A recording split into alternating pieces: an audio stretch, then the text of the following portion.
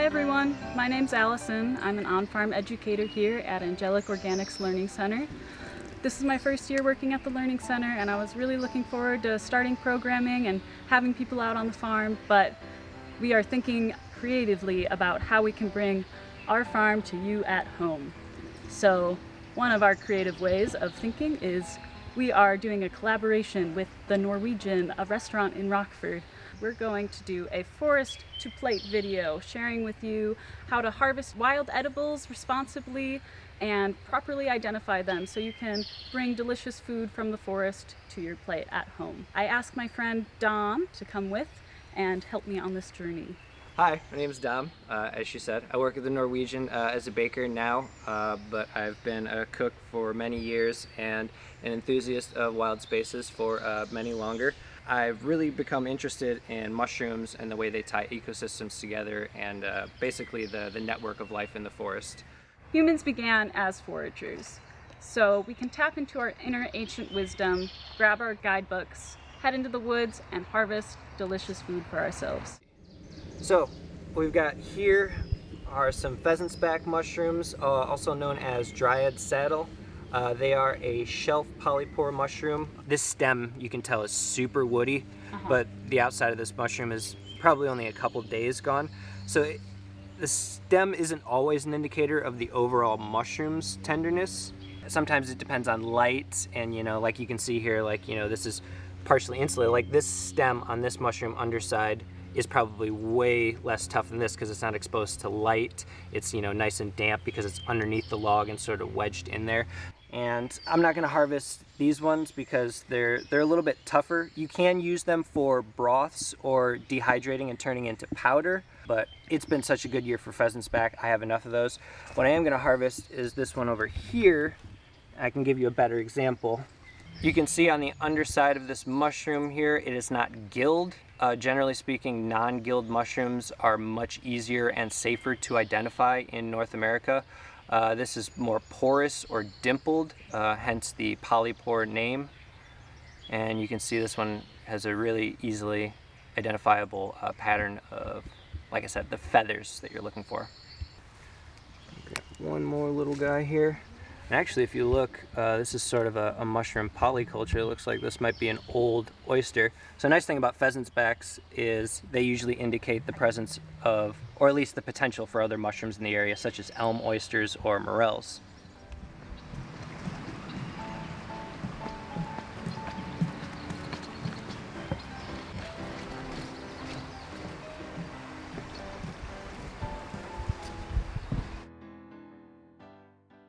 Here you can see we've got some stinging nettle.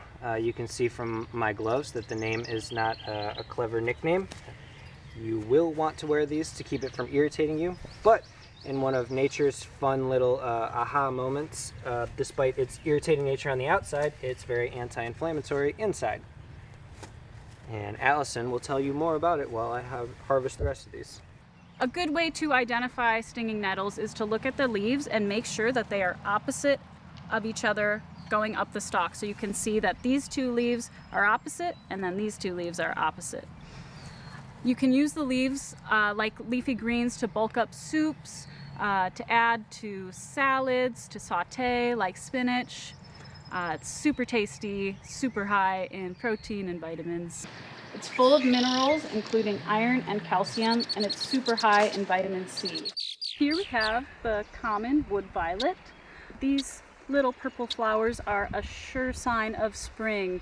The leaves, as you can see, are kind of heart-shaped. They become a little more unfurled as they mature. The leaves and flowers are edible, so you can use it internally and it has a cooling effect. You can dry the flowers and drink it as a tea. You can make it into a poultice or a salve and use that topically on the body, and it will help with rashes and inflammation. And they're also high in vitamins A and C. So you can brighten up practically any dish with violets. They're a fun thing, kind of like confetti that you can add to cakes. And yeah, something fun you can do with them is you can candy them in sugar. You can also make a syrup out of them. And like I said, you can dry them for tea. Make sure you add it to any salad to bulk it up. They're slightly sweet, and the leaves don't have much of a taste, but they are a good bulker for salads. Haters can try as hard as they want to eradicate this plant, but it is here to stay. And I'm sure that you know what it is. It is the common dandelion. It is a really bitter plant, something that has grown out of our cuisine, but adding bitter foods to your diet can help you incorporate antioxidants into your diet, something that we can miss by not appreciating bitter foods like dandelion. Every part of the plant can be used. From the flower, you can decorate with salad. The leaves can be part of the salad, and the roots, let's see. There we go, I got part of the roots. These tender roots can be chopped up and sauteed, or you can make a tincture or a tonic with them. So with that, it's really good to remember that you shouldn't just go up to any dandelion and eat it, because it can be found on the roadway. You want to make sure that you're in a clean environment that's safe for you to harvest. So here we have spring ramps, also known as wild leeks. So they're in the Allium family, just like onions. And Dom is going to show us how to ethically harvest them. So we got our Mora knife here, or whatever your blade of choice is. I like these because they stay nice and sharp and they're super affordable. So typically the way I do it is I go in at an angle and I sort of try to dig out some of the bulb, but I try to cut off the root end. Yeah, so that's about perfect. So you can see I got most of the bulb, but I left the roots in the ground so that it'll come back next season. You can take up the roots if you're only going to harvest about 5 or 10%, but it's safer to do it this way because you have no idea who's going to come after you and how they're going to harvest. So say you only harvest 5 to 10% with the roots, and then 20 more people come and do that. Well, then they're all gone and you don't get any ramps next year. Here is our ramp. Starting from the bottom, we have the roots, and you can see that we left some of the roots in the ground. Then we have the bulb here. At the stem is the bright red color. Typically they will have 2 or 3 leaves on top, and you can use every part. You can use the greens in salads. You can blend them up with some olive oil and vinegar for a salad dressing. Super tasty.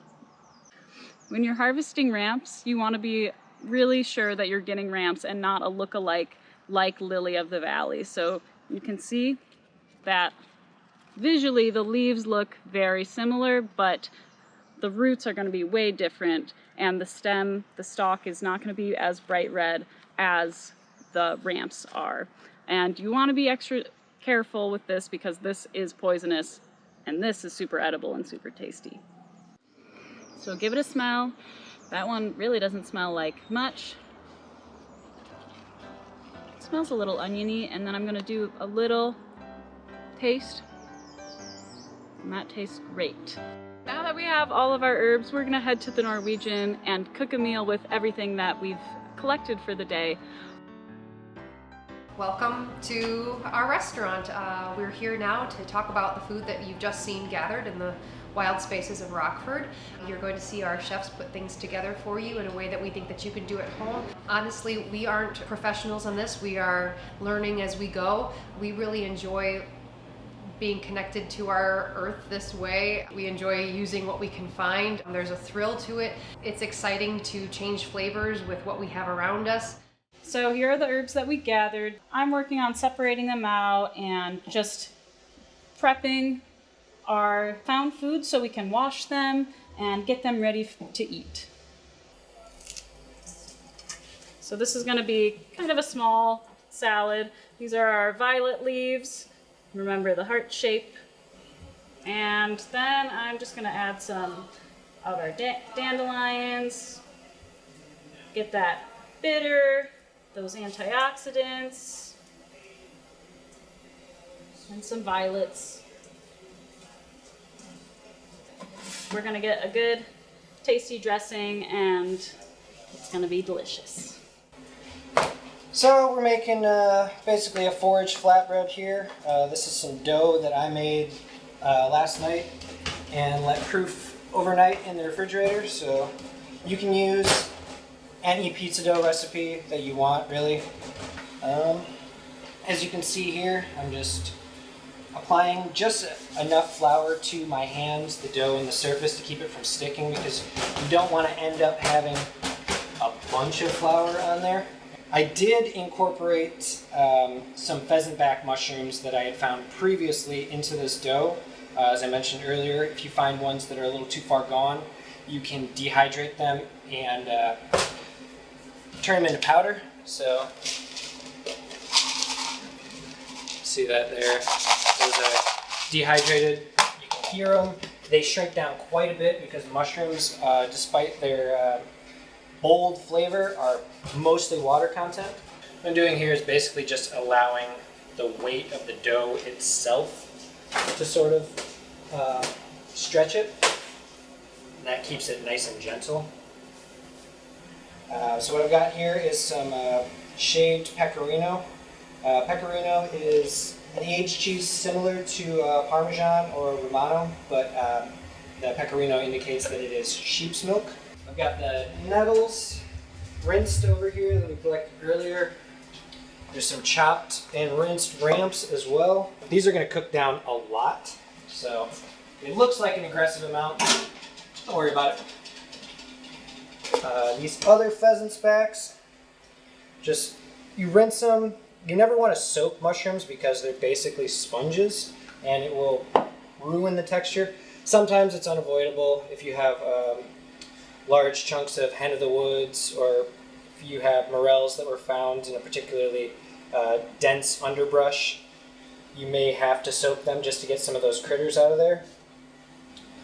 So basically, I'm just gonna shave those nice and thin. We're taking those greens and mushrooms and we're gonna toss them with a little bit of heavy cream, just to kind of coat the nettles so that they don't char too much as they're cooking. And a little bit of Aleppo pepper. Aleppo is sort of like a nicer crushed red pepper. Aleppo is nice because it's only partially dried, so you get some of those dried fruit characteristics. Now we're going to put our greens, our mushrooms, all this stuff on top. In a big old pile. Real haphazardly, because it is going to cook down quite a lot. I'm using the tongs because, again, we're still dealing with metal. So we're going to go over to the oven here, speed rack, and what we've got is some preheated unglazed ceramic tiles from Menards or your basic Home Depot, any home improvement store. And we're just going to slide that off. You want to make sure your oven is preheated with the stones in there so that you can get them nice and hot. About 500 degrees. I'll usually crank it up as soon as I put it in there because you're going to lose some heat every time you open up the oven.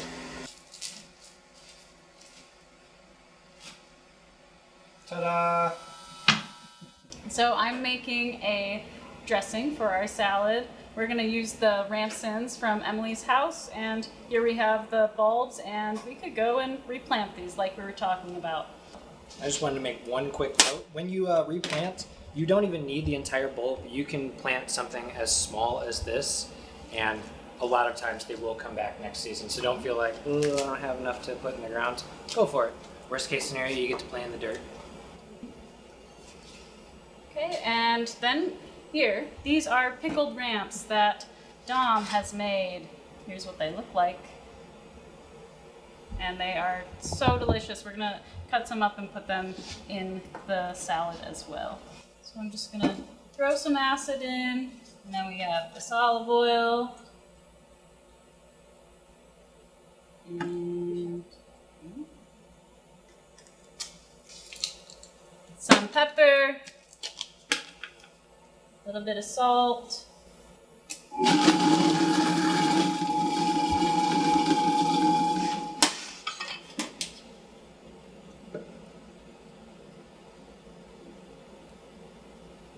good.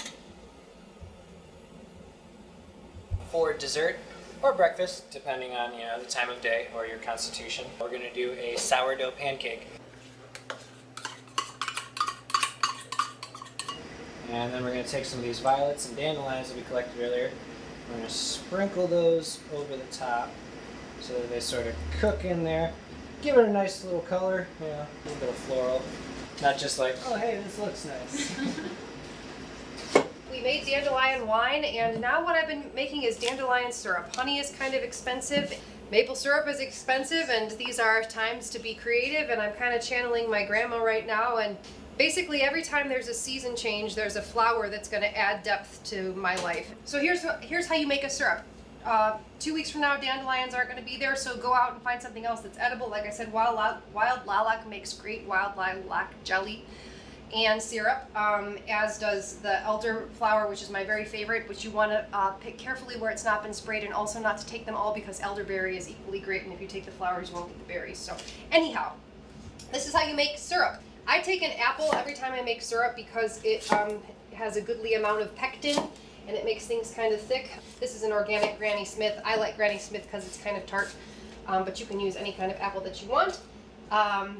And then you are going to add, after your apple, the blossoms that you choose. I took maybe, I don't know, 30 dandelions. I picked off all of the green parts because the green parts are bitter and you don't want that. You really just want that floral taste. So now I've taken my dandelion and my apple, and I'm also just going to put the juice of a lemon in here. Now you're going to strain all of this in the end anyway, so you may as well just put seeds and all in your syrup. So all I've got is apple, dandelion, lemon. You could also put rhubarb for a different kind of acidity. I've also been putting burdock in there because I'm excited to use that. It's got so many antioxidants and wonderful qualities, and I'm just trying to get more of that in my life. But for now, this is all I'm using. I am putting water in here, and I'm going to simmer this concoction for 30 minutes. So now we have simmered this for 30 minutes. We are going to strain out the apples and dandelions. You can compost these, and then you will take the liquid that is left. You will add the same amount of water as you have in here as sugar by weight, and you will just simply dissolve the sugar. When you're finished, you will have this beautiful yellow syrup that is thick. It lasts a long time in the refrigerator, and you can use it for anything such as the maple syrup on your pancakes, or in replace of rather the maple syrup on your pancakes. You can also make cocktails. I've been making, or mocktails if you're not a drinker.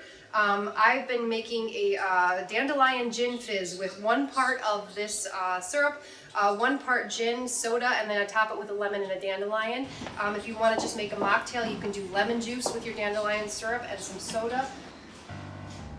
Okay, so thanks so much for coming on this journey with us today. We hope that you get inspired by what we're doing. We made this beautiful meal, and a lot of it we just found earlier today. So I hope you enjoy. I hope you're staying safe. We miss you, and we'll see you soon.